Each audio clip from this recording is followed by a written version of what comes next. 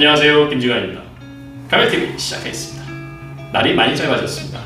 아름다운 가을날 행복하시기 바라겠습니다. 지난 시간에는 하는 일마다 잘 되는 사람의 특징에 대해서 알아봤죠. 오늘은 그 연장선상에서 인생이 잘 풀리기 위해 필요한 3가지 자세를 살펴보도록 하겠습니다.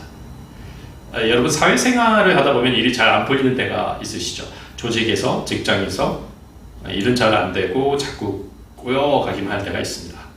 그렇다고 커다란 문제가 있는 것 같지도 않은데 뭔가 잘 흘러가지 않는다는 생각이 듭니다.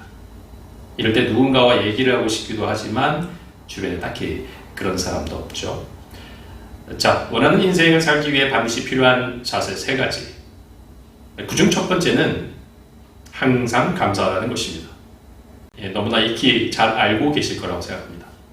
그렇지만 여러분, 감사를 제대로 하고 계시는 분은 많지 않은 것 같습니다. 항상 감사라는 건 다시 말하면 도저히 감사할 수 없는 상황에서도 감사할 수 있는 마음을 가져야 되고 그것이 긍정적인 결과를 가져온다는 것이죠. 사람이 결정적으로 변할 때가 있습니다. 바로 큰 시련을 만났을 때입니다. 그토록 변하지 않던 존재가 결정적으로 변하는 티핑포인트가 있다면 바로 위기의 때이죠. 고난을 겪고 나서의 본질을 볼 수 있게 되기 때문이죠. 그래서 때로 나의 의지와 관계없이 멈춰야 되는 건 쉽지 않은 일이지만 오히려 그 순간을 감사해야 합니다. 커다란 위기와 시련을 피할 수 있는 기회가 되기 때문이죠. 그리고 그 시간은 기대하지 않았던 소중한 선물로 다가오기도 합니다. 여러분, 운전을 하다 보면 도로에 솟아있는 그 과속 방지턱을 만나게 되시죠. 제 경험상 그 약속에 늦으면 마음이 급한데 꼭 그날따라 과속 방지턱은 왜 이렇게 많은지 모르겠습니다. 그 턱 앞에서 속도를 줄여야 할 때마다 마음이 더 급해집니다. 근데 과속 방지턱을 설치하는 이유는 아시다시피 위험하거나 빈번하게 교통사고가 일어나는 그런 구간에 설치해서 커다란 사고를 미리 방지하기 위한 것이죠. 차가 최대한의 속도를 내고 질주할 수 있는 이유, 그건 브레이크가 있기 때문입니다.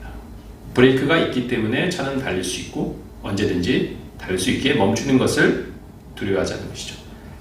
요컨대 뜻대로 되지 않고 생각대로 속도가 나지 않더라도 안달복달하지 않고 그 상황에 오히려 감사해야 하는 자세가 필요하다는 것입니다.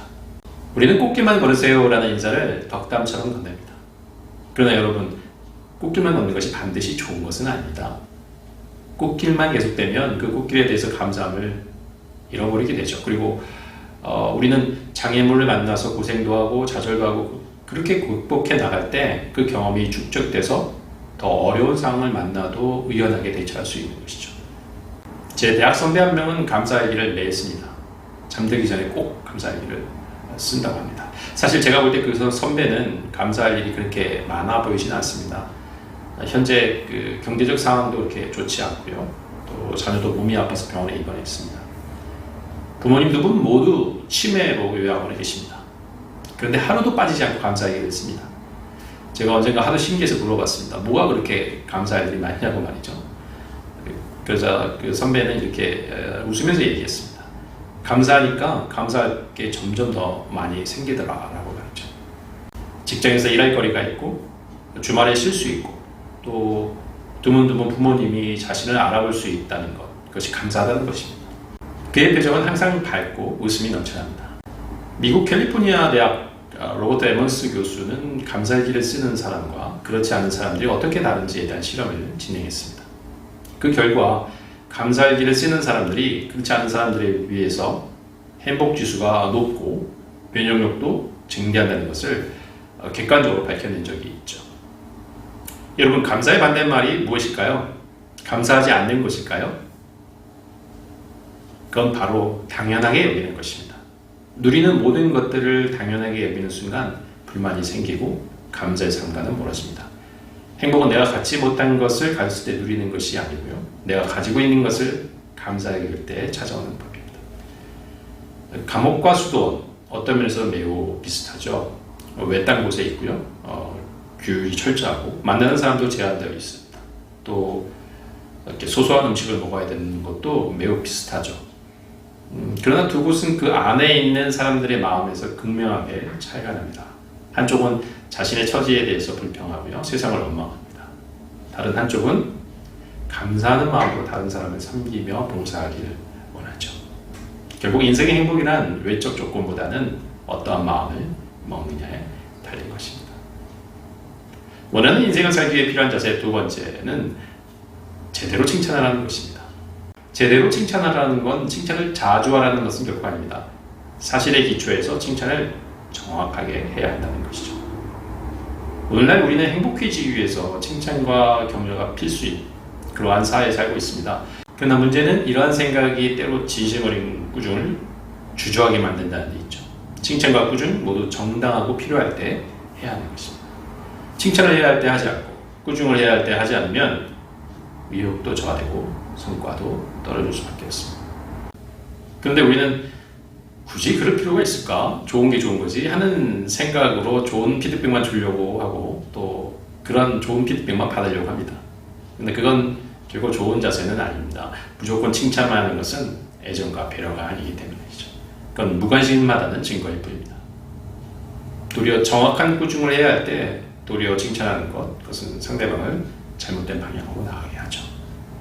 별로 잘한 것 같지도 않은데 잘했다는 칭찬을 듣는 순간 더 열심히 노력해야 할 필요성을 못 느끼기 때문입니다. 성공한 사람들을 보면 대부분 자존감이 높죠. 근데 그 사람들이 자존감이 높아서 성공한 것인지 아니면 성공했기 때문에 자존감이 높은 것인지는 알 수가 없습니다.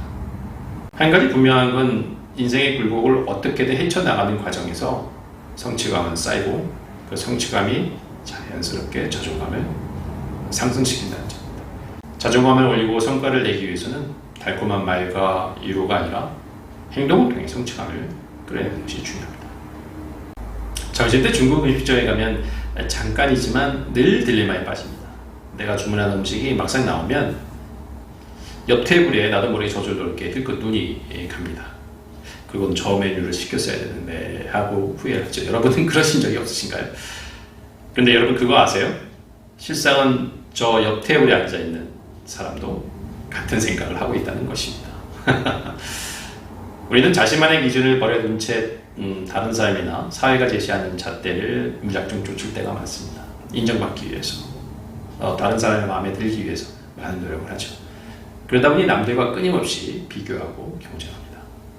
우리는 그러한 비교를 통해서 성취감을 느낄 수 있다고 자신을 또 세뇌시키기도 하죠. 그러다 세상 기준에 자신이 부족하다는 느낌이 들면 큰 좌절감에서 헤어나오지 못합니다. 우리는 누군가 처음 만나면 명함을 주고받죠. 일전에 어떤 분을 소개받고 명함을 받았는데 놀란 적이 있습니다. 어디서 무엇을 했고 자격증은 무엇이 있고 뭐 거의 앞뒤로 빼곡하게 자기 이력이 적혀 있는데 거의 이건 뭐 한 통의 이력서를 보는 것만 같았습니다. 왜 그럴까요? 타인의 시선을 의식하기 때문입니다.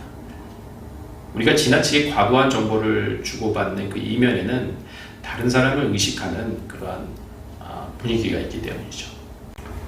사실 명함을 받으면 사람의 이름이나 전화번호가 중요할 것 같은데 오히려 직업과 직책이 중요합니다. 그건 직업 자체에 대한 관심이라기보다는 사회적으로 어떤 위치에 있는가가 궁금하기 때문입니다. 상대방의 지위가 어떠한지를 파악해서 그에 따라 적절하게 행동하기 위해서죠. 누구나 남들로부터 좋은 평판을 누리길 원합니다. 그래서 많은 사람이 어느 누구와도 갈등을 피하고 척지지 않으려고 노력합니다.